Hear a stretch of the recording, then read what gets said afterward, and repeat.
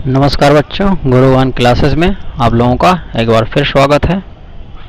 तो बच्चों, ये संख्या पद्धति का लेक्चर नंबर 14 है। आज हम बात करेंगे वास्तविक संख्याओं के घातांक नियमों के बारे में। किस प्रकार हम वास्तविक संख्याओं का घातांक से संबंधित सवालों को हल करेंगे। तो चलिए सबसे पहले हम लोग घातांक नियम देख लेते हैं।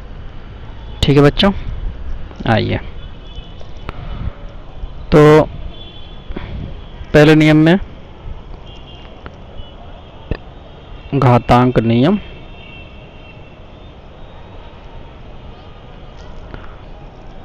कोई संख्या है a की घात है m गुणे में a की घात m, तो ये आपका हो जाता है am प्लस n। मतलब जब इसे हम क्या बोलते हैं, आधार। ये हो गया घात, ये हम क्या है, घात, और ये क्या है, आधार।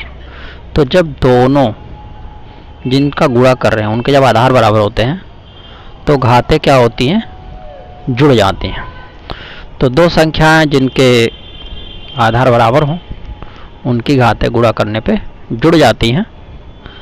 तो देखिए, अब a की घात क्या हो गया, m प्लस n, मतलब जो घातें तो क्या हो गई, जुड़ गई। इस पे एक उदाहरण लेंगे।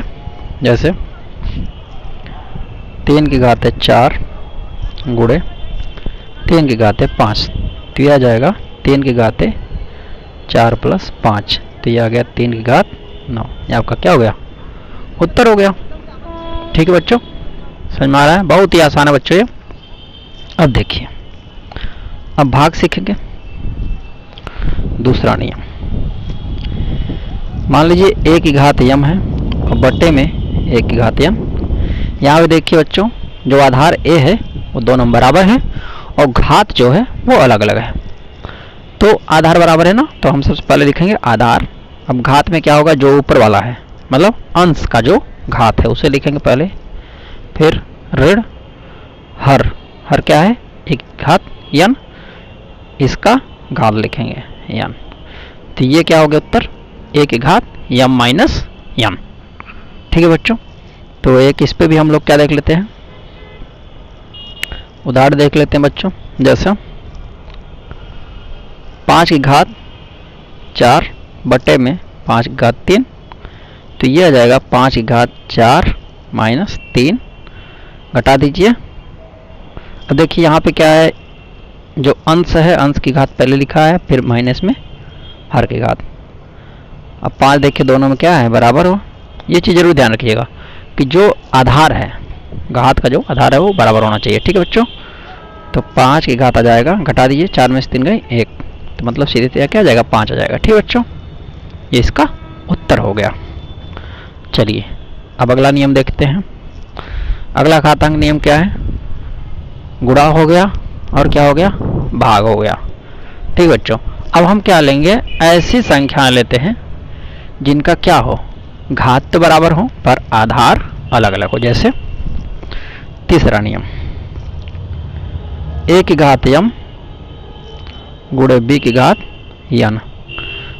नहीं, घात बराबर होगा बच्चों, ध्यान रखिए, ये भी होगा m।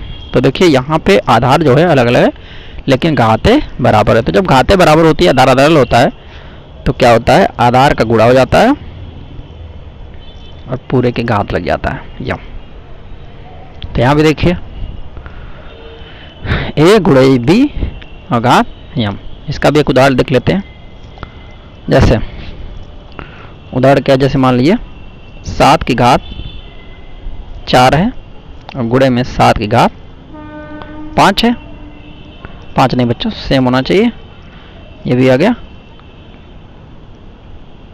सॉरी यहाँ पे आधार अलग करना है, ए बी वाला है, तो यहाँ पे 8।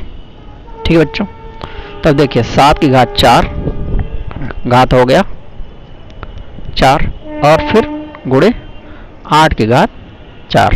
तो यहाँ पे क्या है, आधार अलग है और घातें बराबर हैं, तो सीधे से क्या करते हैं हम लोग, आधार का गुणा कर देते हैं और घात को लगा देते हैं। तो 7 8 56 की घात 4 आ गया इसका उत्तर। ठीक है बच्चों, इस तरीके से बहुत ही आसान है बच्चों ये।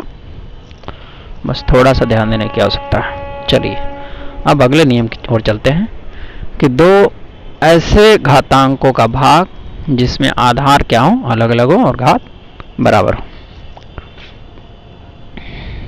नियम नंबर 4, जैसे a की घात m बट्टे में b की घात m, तो ये हो जाएगा, पहले लिख लेंगे a बट्टे b की घात m। ठीक बच्चों, समझ में आ रहा है इस तरीके से। तो ये बहुत ही आसान है, आप लोगों को समझ में आ रहा होगा। इसका भी एक उदाहरण ले लेते हैं, जैसा 5 की घात 3 और बट्टे में 4 की घात 3, तो आ जाएगा 5 बटे 4 पूरे की घात 3। ठीक है बच्चों, इस तरीके से इन्हें हल कर लेंगे। अब बच्चों एक चीज़ बताइए, a की घात 0 कितना होता है? सभी लोग जानते होंगे, नहीं जानते तो मैं बता देता हूँ। a की घात 0 जो हो जाएगा वो 1 होता है। क्यों? अब देख लीजिए, a की घात 0 लिखा है तो 1 घात 0, 0 को क्या लिख सकते हैं? 1 माइनस 1, तो सीधे क्या हो जाएगा? a की घात 1 बटे में 1 घात a हो जाएगा। यही तो मतलब हुआ इसका।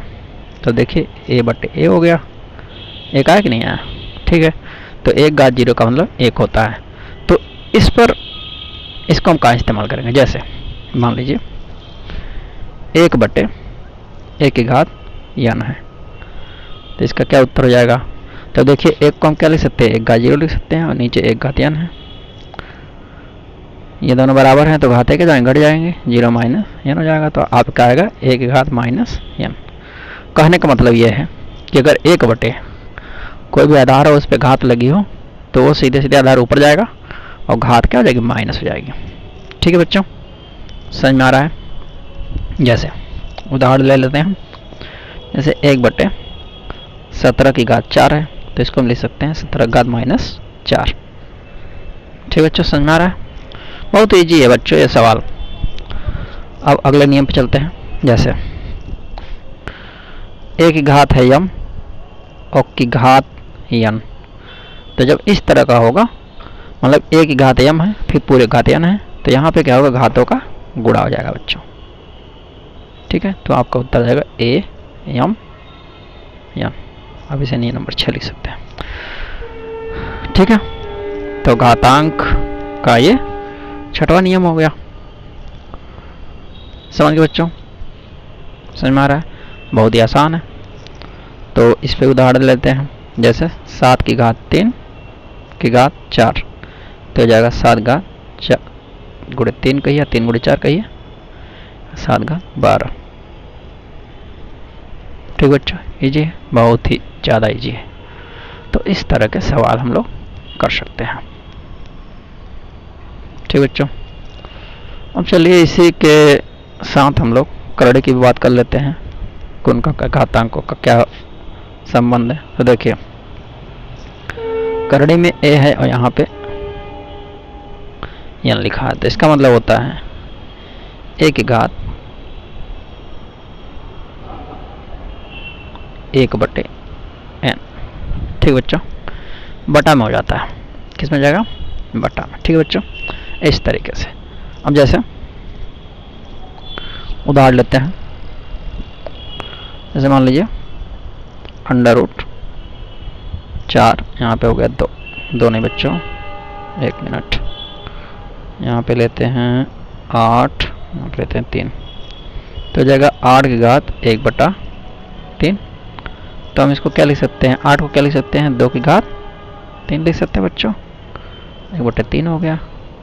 अब देखिए 1 की घात m की घात n ये लगा सकते हैं, तो ये आगे क्या आएगा इसका उत्तर? तो 2 की घात, अब दोनों का गुणा हो जाएगा, तो 3 गुणे 1 बटे 3, देखिए कट गया, तो उत्तर क्या आएगा? 2। क्योंकि क्यूब रूट घनमूल निकालते हैं 8 का तो कितना आता है? 2 आता है, हमें 2 मिल गया। समझ गए बच्चों? इस तरीके से।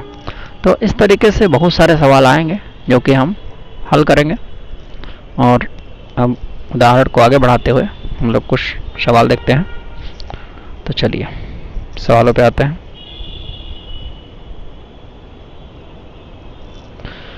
देखिए पहला है 2 की घात 2/3, 2 की घात 2/3 गुणे में 2 की घात 1/3। अब क्या हो जाएगा ये, इसे हल करते हैं। चलिए 2 की घात 2/3 गुणे में 2 की घात 1/3। तो ठीक है बच्चों, अब देखिए यहाँ पे 2 की घात क्या हो जाएगा, 2/3 धन 1/3। अब इन्हें आप जोड़ लीजिए, तो ये आपका आ जाएगा, इनको जोड़ लीजिए। तो देखिए आपका नीचे का हर बराबर है तो घात ऊपर के अंश जुड़ जाएंगे, 3/3 आ जाएगा। तो ये आपका हो जाएगा 2 की घात, ये कट जाएगा 1, मतलब सीधा 2 आ जाएगा उत्तर आपका। ठीक है, तो इस तरीके से हम हल करेंगे। अब फिर चलते हैं हम अगले उदाहरण की ओर। देखिए बच्चों, तो अगला उदाहरण देखिए बच्चों, 1/3 की घात 5 की घात 4। देखिए भी सरल है, 1/3 की घात 5 की घात 4। तो देखिए ये नीचे है ना, यहाँ पे हर में, तो हो जाएगा 3 की घात -5 की घात 4। अब देखिए घात गुणा हो जाएगा, तो 3 की घात 5 चौक 20 -20 आ जाएगा। इसका हो गया हल इस तरीके से। अब इसको हल करते हैं 3 नंबर को, तो 7 की घात आ जाएगा 1/5, नीचे वाला क्या हो जाएगा, ऊपर चला जाएगा, तो -1/3 आ जाएगा, क्योंकि यहाँ पे आधार बराबर है तो घातें क्या जाएंगे, घट जाएंगी। इसको हल कर लीजिए बच्चों, तो मैं यहाँ पे करके दिखा रहा हूँ। तो यह आ जाएगा 7 की घात 3 - 5, 3 - 5 बट्टे में 15, तो आ जाएगा आपका 3 - 5 -2 -2 बट्टे, पे नहीं आ रहा बच्चों, 1 मिनट, 7 की घात -2 बट्टे 15। ठीक बच्चों, तो इसी तरीके से इसमें देखिए घातें क्या है, बराबर है, तो नीचे के दोनों जो आधार है वो गुणा हो जाएगा और घातें लग जाएंगे। ठीक है, तो ये बहुत ही आसान सवाल है बच्चों इस पे, घातांक नियम पे। तो इसी तरह के कई सारे सवाल आप कर पाएंगे। और बस आज यहीं तक बच्चों, फिर हम प्रश्नावली 1.6 पे चलेंगे अपने नेक्स्ट लेक्चर में। तो बच्चों इसमें कोई भी अगर संदेह हो, आपको समझ नहीं आ रहा है, तो बिल्कुल कमेंट बॉक्स में लिखें, मैं सवालों का जवाब दूंगा। और हम अपने अगले लेक्चर में घातांक नियम पर आधारित प्रश्नावली 1.6 को हल करेंगे। ठीक बच्चों, चलिए धन्यवाद।